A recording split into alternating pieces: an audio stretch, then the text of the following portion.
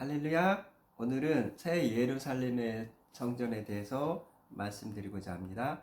예수님께서는 이 땅에 오셔서 사람들에게 가르칠 때 회개하라, 천국이 가까웠다고 말씀을 하셨습니다. 그리고 천국에 대해서 많은 말씀을 하셨어요.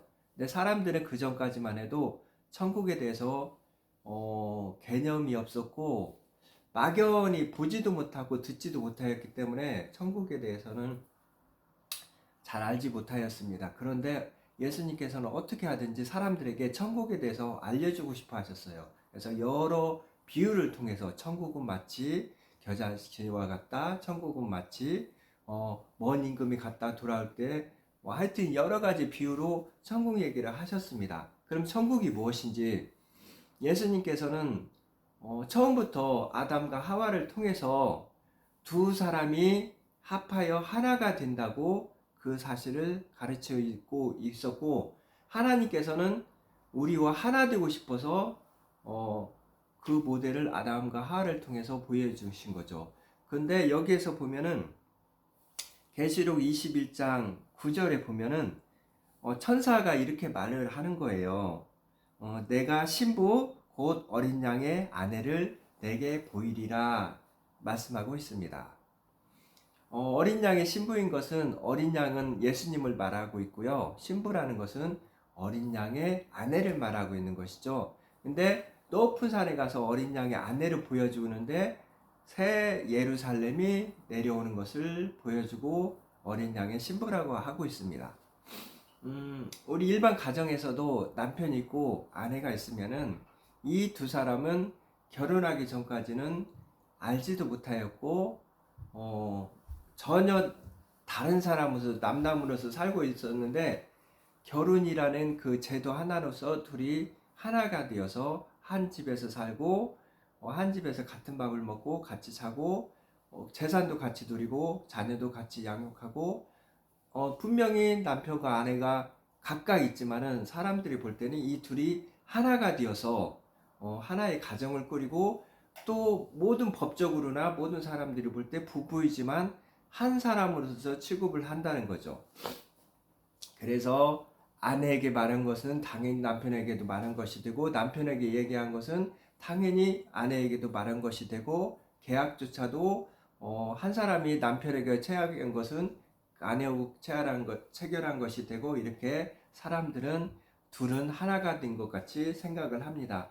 마찬가지로 우리가 밖에 나갔다가 아니면 누구든지 자기의 삶을 위해서 직장을 가지고 있더라도 언제든지 우리는 집으로 돌아오고, 그 집에는 같이 남편과 아내가 모여서 한 가정 속에서 같이 삶을 계속 10년이고 20년이고 30년이고 40년이고 특별한 경우가 없으면 죽을 때까지 이 두 사람은 한 사람으로서 살게 된다는 거죠. 할 수만 있다면 두 사람은 영원토록 하나가 된다는 것이 부부의 개념입니다. 근데 하나님께서도 우리와 영원히 하고 싶다는 그 설명을 하시는데, 그걸 바로 어린 양의 신부라고 하시는 거죠. 우리가 어린 양의 신부가 되었다는 것은 이제는 우리가 예수님과 헤어지지 않고 영원토록 예수님과 영원토록 같이 그분의 모든 것을 누린다는 개념입니다. 그래서 사람들은 이 세상을 사는 게 힘들지 않은 사람은 솔직히 없어요. 누구나 힘든 삶 속에, 고난 속에서 삶을 살아가고 있습니다. 이것은 정도의 차이는 있지만 부자나 가난한 자나 상관없이 자기들만이 아는 어려움이 있다는 것이죠. 그런데 하나님께서 최초에 우리 인간을 만들었을 때는 인간이 힘들게 살기 위해서 만든 게 아니에요. 에덴이라는 것은 기쁨이라는 것이고, 이 기쁨은 그 끝이 다함이 없는, 한계가 없는, 부족함이 없는, 끝이 없는 그런 기쁨을 에덴에 창조하시고 그곳에 아담과 하와를 두셨다는 거죠. 그러니까 하나님께서는 아담과 하와를 두시고 영원토록 하나님과 같이 그 땅에서 즐겁게 복락을, 하나님께서 만든 세상을 선물로 주셨다는 거예요. 그래서 너희가 이 땅을 기경하고 다스리라고 모든 생물도 주셨어요. 그게 하나님의 뜻이라는 거죠. 그런데 사람이 하나님의 뜻이 주신 그 생명과 복을 잊어버리고 땅에서 가시가 나고 엉겅퀴가 나고 저주가 함께하면서 그 죄악의 결과로 사람들이 힘들게 됐다는 것입니다. 그래서 사람들은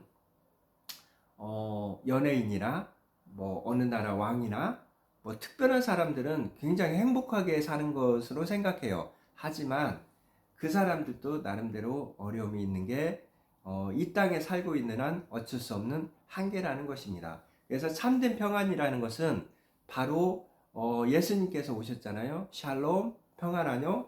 예수님께서 생명의 창조주이고 복의 근원이신 그분이 우리와 하나 될 때 나는 포도나무요 너희는 가지니 너희가 내 안에 내가 너희 안에 있으면 너희가 과실을 많이 맺는다고 합니다.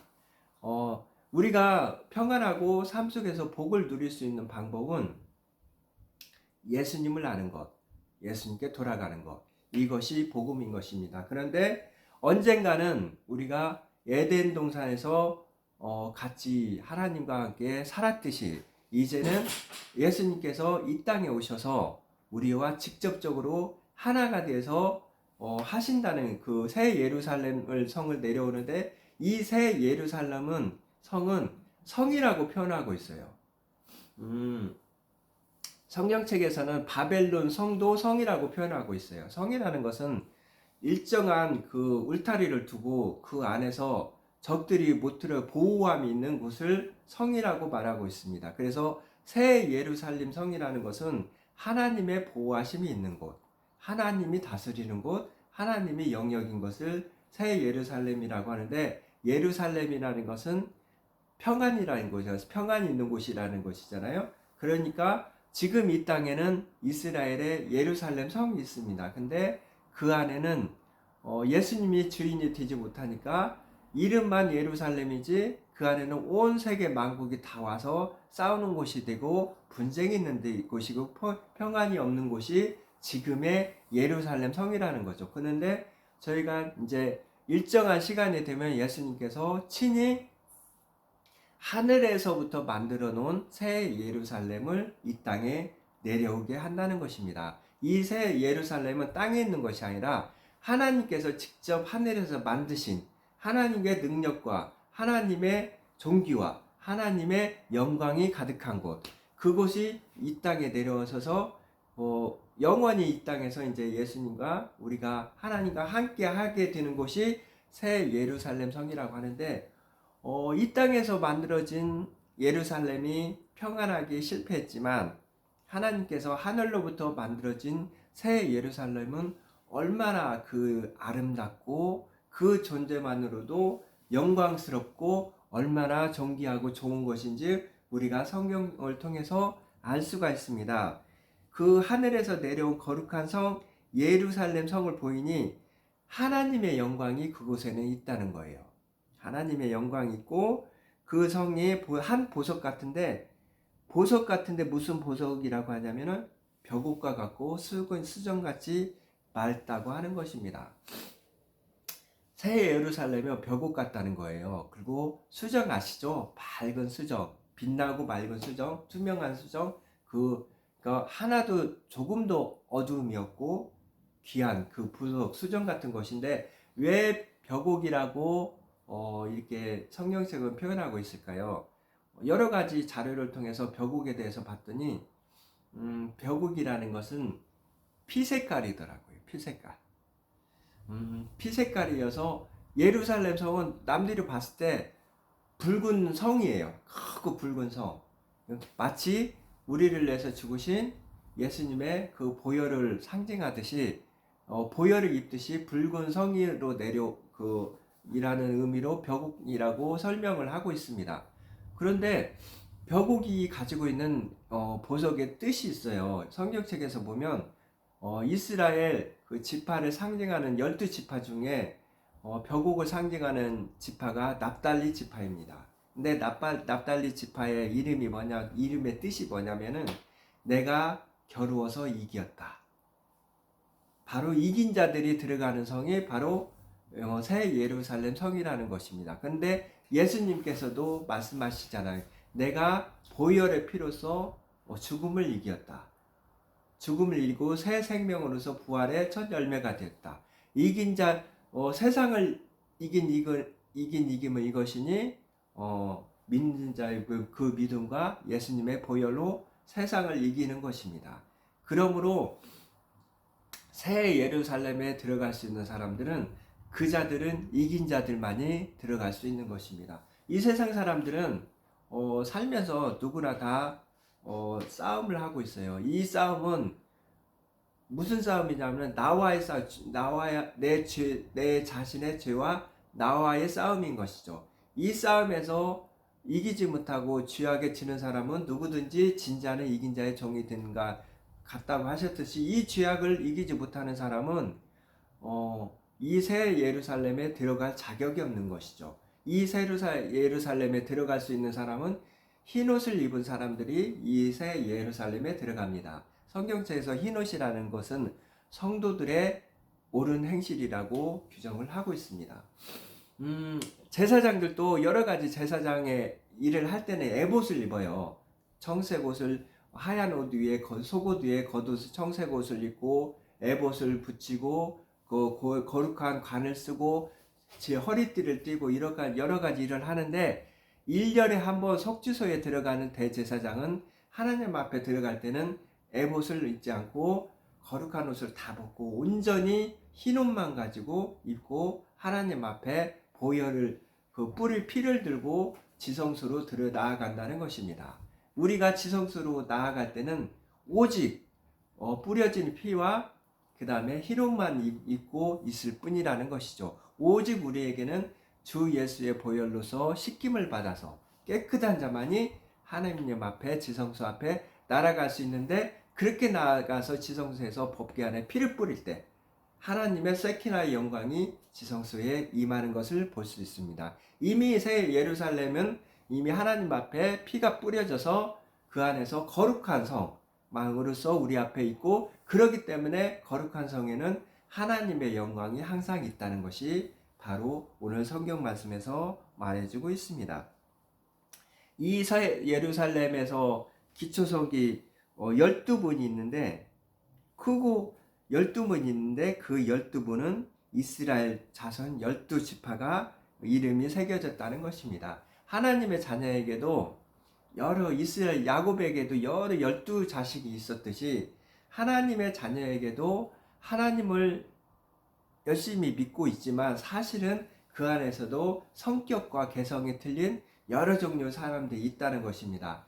틀릴지라도 이 사람들의 공통점은 다 이스라엘 자손이라는 거죠. 즉 이긴 자의 자손이라는 것입니다. 이기고 개성이 다 틀리지만 이 사람들은 모두 다 모양이 있고 여러 모양이 있고 여러 형태가 있고 여러 성격이 있지만 동일하게 자기의 승리함을 가지고 하나님에 나아온다는 거죠. 그래서 그 기초가 되는 문은 바로 12지파의 이스라엘 12지파의 이름이 그 위에 있다는 것이죠. 그래서 성격에 따라서 누구는 유다 지파의 성격이 있고 누구는 납달리 지파의 성격이 있고 누구는 스불론 지파의 성격이 있고 그래서 그 성격대로 자기가 하나님의 일을 한다는 것이죠.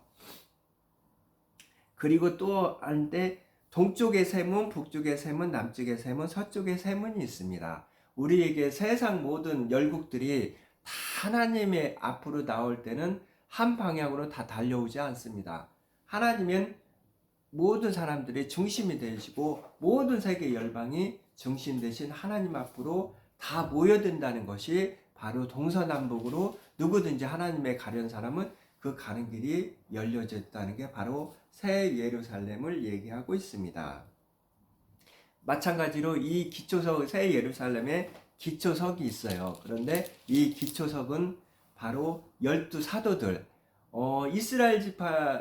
이스라엘 민족에게 12 성격에 하나님을 믿는 사람들 성격에 따라서 12지파로 나눠졌다면은 이제 12사도가 하나님의 예수님의 복음을 가지고 세계 만국으로 나와서 하나님의 복된 소식, 우리의 죄를 내서 대속죄인 예수님께 돌아가셨으므로 우리가 이제는 주의 종이 아니라 하나님의 아들로서 자유자라는 것을 누구든지 주 예수를 구주로 영접하면 주의 종이 아니라 하나님의 자녀로서 주에서 자유를 누린다는 복음을 세계 만방에 퍼뜨렸기 때문에 이 복음이 새 예루살렘의 기초가 된다는 것입니다. 누구에게나 전해지는 것이 아니라 누구든지 그 복음을 듣고 그 복음에 순종하는 사람들은 다 하나님의 자녀로서 인정함을 받고 새 예루살렘에 들어갈 수 있다는 것을 이 메시지는 하고 있습니다. 말하고 있습니다. 천사가 그 성은 네모가 반듯하지요. 길이나 높이나 부피나 부족함이 없이 모든 게 꽉 차게 이루어지고 있다는 것입니다. 이스라엘 지파에게 천사가 인을 쳐요.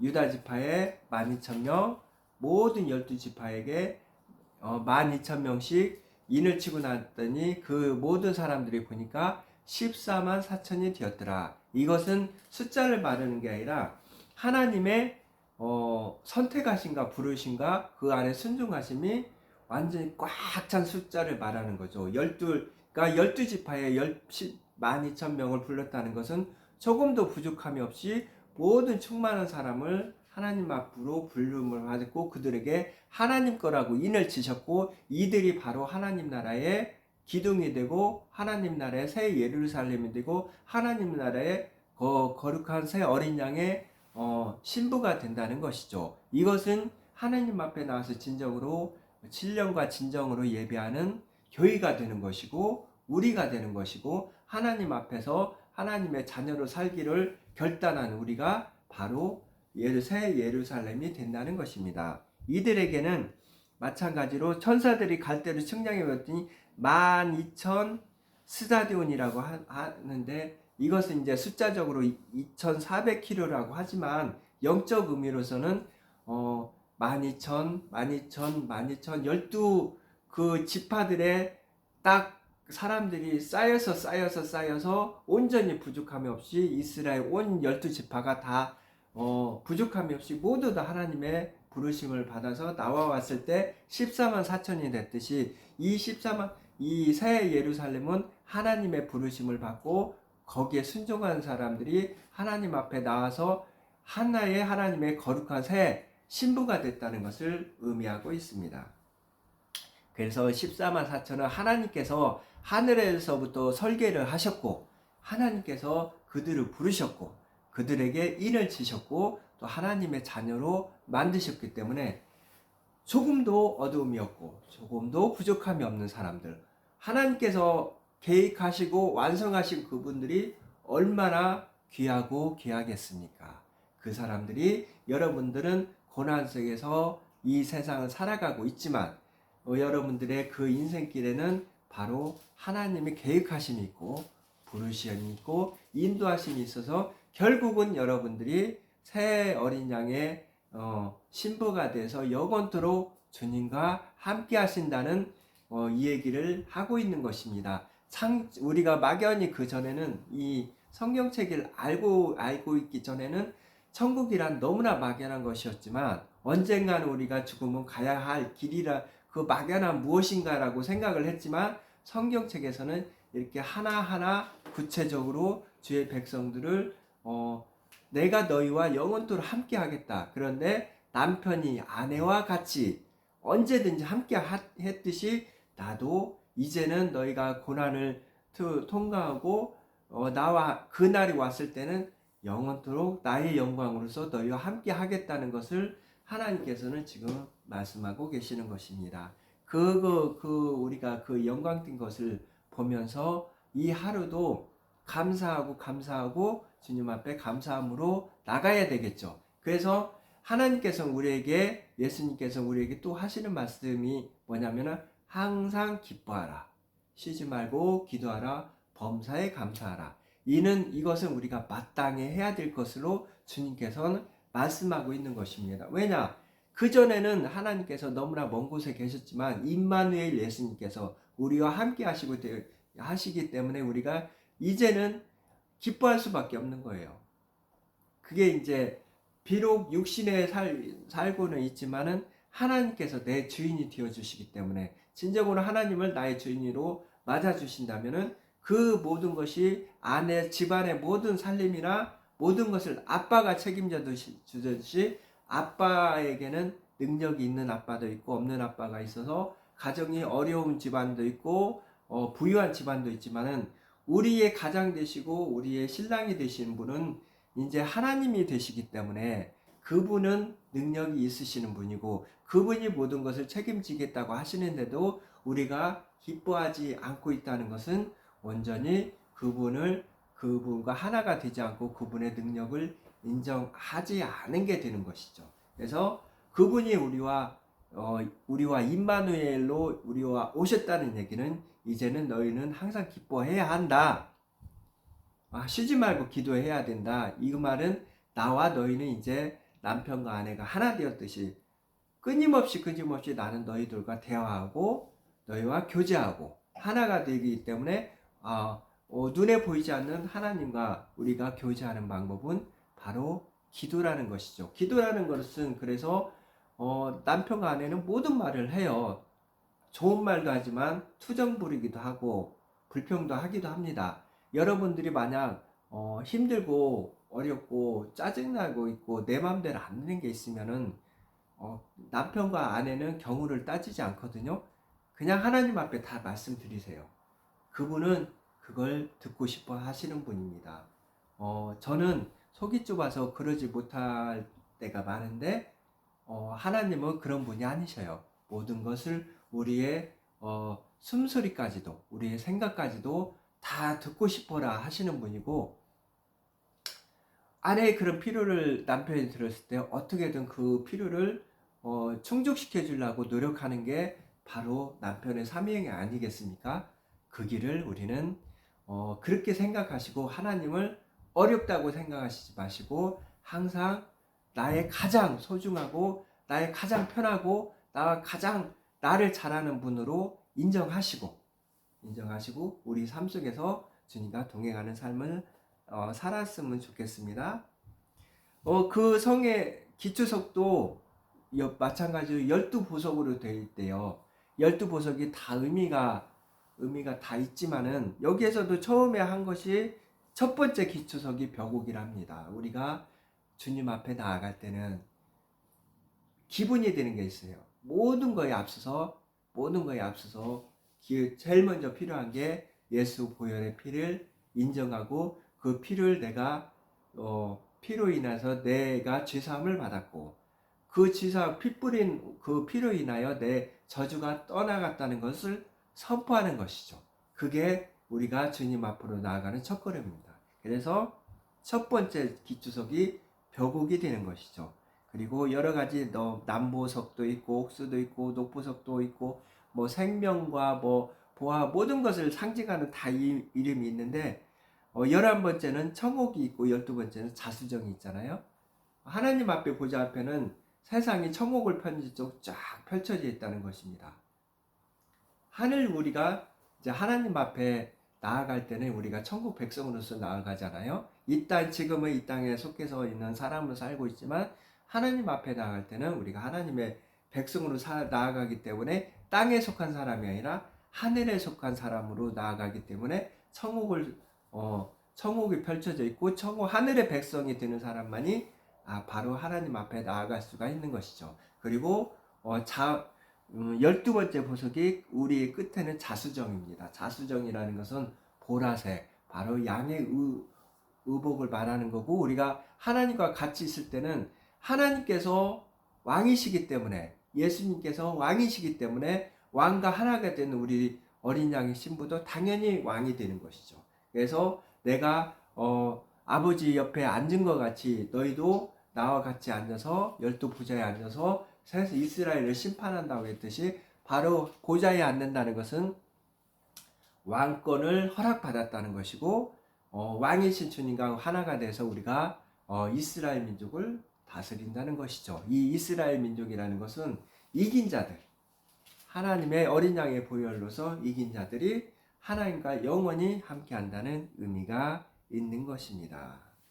물론 12문은 다 12 진주라고 했잖아요. 천국에 가는 것은 이 땅에서 싸우고 이겨야 되기 때문에 누구나 전쟁에 나가서 싸우다 보면 다치고 상처받고 그런 아픔이 있는 것이죠. 마찬가지로 우리가 이 세상에서 싸워서 이길 수 있는 것은 우리의 적군이 아니라 하늘에 있는 악한 영과 우리의 혈기와 그런 것이기 때문에, 또 우리가 사랑으로서 이겨야 되기 때문에 깨지는 아픔이 있어요. 진주라는 것은 바로 고통을 참아내는 그 결과물로 나오는 보석이기 때문에, 우리가 이 아픔을 사랑으로 품을 수 있느냐 없느냐가 바로 이 땅에서 우리가 승리할 수 있는 기본 요건이 되는 것이죠. 예수님께서도 십자가에서 죽으심으로써 자기 백성들의 생명을 주시려고 이 땅에서 십자가의 고통을 참고 이기셨습니다.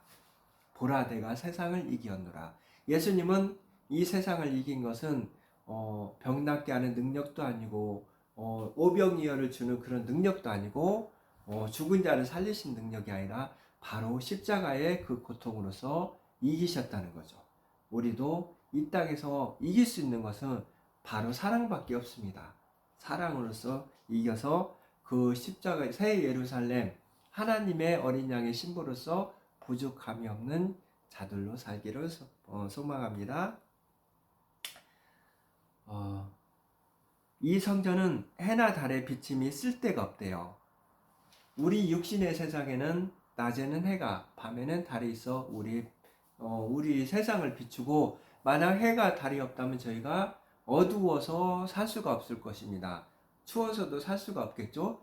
마찬가지로 이 세상에서 사는 우리에게는 필수적으로 공기가, 숨 쉬듯이 공기가 있어야 되고, 또 우리가 살아갈 수 있는 땅이 있어야 되고, 우리의 육체, 사람의 육체의 70%는 물이기 때문에 우리의 육체를 유지할 수 있는 물이 있어야 되고, 세상에 살아갈 수 있는 빛이 있어야 되는 필수적인 요소가 있어야 되는데, 이 땅에는 우리가 햇빛이나 달빛을 필요해서 그 달빛에 의해서 살아가는데, 우리가 이제 하늘나라에 되면은 이 땅에 해나 달이 필요가 없다는 것입니다. 직접 하나님께서 우리의 빛이 되시고 우리의 갈 길을 인도하시고 우리의 모든 걸 비춰주시기 때문에 거기에는 어둠이 조금도 없고 두려움이 조금도 없는 그런 나라가 되는 것이죠. 빛이 되신 주님과 함께 한다는 것은 완전히 그분이 밝혀주신다는 것입니다. 우리가 하는 모든 것에 어려움이 조금도 없다면 우리가 두려워할 일도 없고 그 어둠 때문에 무서워할 일도 없다는 것이죠. 더구나 우리의 빛이 하나님인 이상에 그 무엇이 우리 하나님보다 더 우리를 좋게 밝혀주시겠습니까? 그 영광이 우리를 밝혀주면은 세상에서 그보다 더한 축복이 없는 것이죠. 우리 그 나라를 소망하면서 날마다 보이지는 않지만 하나님께서 지금도 우리를 어린 양의 신부로서 만들어 가고 있다는 것을 우리가 믿음으로써 그 사실을 아멘 했으면 좋겠습니다. 여러분들은 누구나 지금 어린 양의 신부가 되어가는 가정이고, 지금은 부족할지라도 하나님이 우리의 부족함을 모두 채워주셨잖아요. 예수님, 우리가 죄사함을 받은 것도 내가 해서 되는 것이 아니라 오로지 예수님의 그 십자가의 보혈로 됐기 때문에 하시는 것은, 이기시는 것은 예수님이시고 우리는 그분의 밝히신 모든 거에 아멘으로서 우리가 받아들이기만 하면 된다는 것이죠. 항상 승리할 수 있는 삶이 여러분 앞에 있기를 원합니다. 만국이 그 빛 가운데로 다니고 땅의 왕들이 자기의 영광을 가지고 그리로 들어간다고 하였습니다. 땅의 영광들은 이 땅에서 왕노릇을 한 사람들이 바로 땅의 왕들이죠. 왕이라는 것은 다스리는 사람들입니다. 근데 예수님께서 하늘나라로 갔을 때 우리에게 무엇을 줬냐면은 예수의 이름을 주셨어요. 하늘 위나 땅이나 땅의 모든 것을 예수 이름으로 굴복하게 하였다는 것입니다.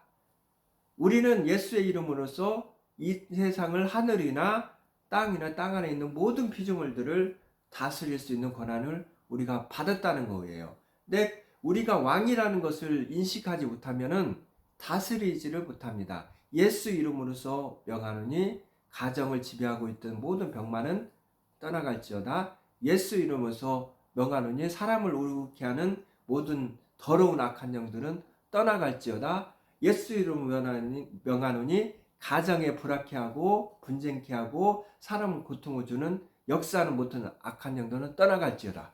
이렇게 악한 영들의 계계를 정확히 보고 알고 그들을 쫓아낼 때 우리가 우리의 입으로 선포하는 그 말로 인해서 우리가 이긴다는 것입니다. 그래서 우리는 땅의 왕원에서 왕노릇을 하지 못한 사람들은 예수님의 만국의 그 빛 안으로 올 수가 없어요.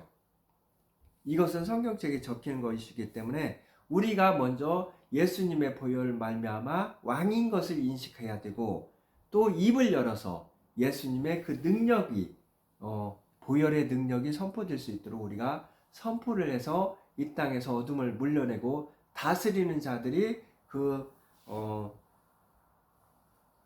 하나님 앞에 빛 가운데 있는 그 예루살렘 성으로 들어갈 자격이 있다는 것입니다. 거기에는 밤이 조금도 없습니다. 그리고 이 모든 사람들에게는 기본적으로 생명책에 그 이름이 기록되게 되는 것이죠. 생명이라는 것은 생명의 주체는 하나님입니다. 예수님이 되시는 거죠. 그 생명의 주체인 예수님과 함께 있는 사람, 그러니까 예수님 생명의 주체가 된 그 사람들은 당연히 그분의 책에 이름이 적혀져 있지 않겠어요? 하나님이 내 이름을 부를 때 우리는 그 안에서 영원한 복락을 누릴 수가 있는 것입니다. 우리는 그분이 나를 낳으시고 나를 불렀을 때 나분은 그분의 자녀가 되는 것이고 나와 그분은 아버지와 아들로서 신랑과 신부로서 교제를 하게 되는 것이고 그분이 나를 낳으시고 나도 그분을 알고 그분이 나를 사랑하기에 그분의 나라에 나를 불러들이고 그분의 나라에 함께 거하며 살게 하신다는 것입니다.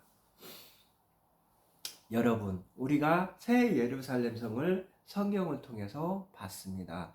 막연히 천국이라 생각하지 마시고 우리가 엄마와 아빠 함께 있듯이 자녀로서 함께 있듯이 또 아내가 남편과 함께 있듯이 같이 먹고 같이 자고 같이 복락을 누리듯이 즐거움을 누리듯이 우리는 하나님과 영원토록 함께하는 그곳이 있는데 그곳은 내가 준비하는 것이 아니라 하나님께서 준비하신다는 것입니다. 여러분, 그 나라가 오고 있고 하나님께서는 그 나라를 준비하고 있습니다.